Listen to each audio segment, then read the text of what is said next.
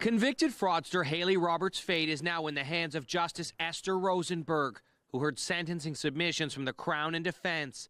Roberts' lawyer Mitch Eisen telling the court despite his 34-year-old client having a loose association with the truth, Roberts should avoid time behind bars, calling her an excellent mother with a good heart.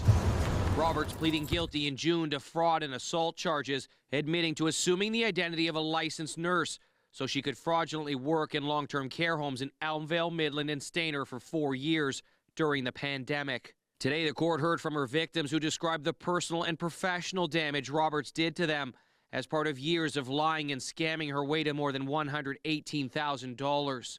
The licensed nurse whose identity Roberts took told the court of the reputational harm she suffered, resulting in fear and anxiety after realizing her name and career had been stolen by a fraudster.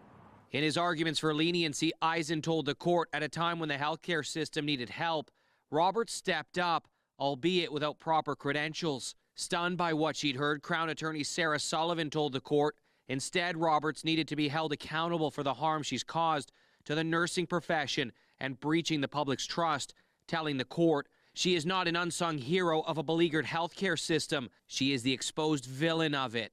In all, Roberts was convicted of 9 fraud and assault counts, including using forged documents and assaulting seniors when she used needles to administer medicine and vaccines to 58 patients in local seniors' homes. The Crown is asking Roberts serve 2 years less a day in jail, along with 3 years probation. Eisen told the court today Roberts should receive a conditional sentence, including community service hours, or 12 months behind bars, less credit for time she spent in jail, so she can care for her children. Roberts apologized to the court and her victims, saying in part, "There are no excuses for what I did. I am not asking for forgiveness, as that is not something I am entitled to."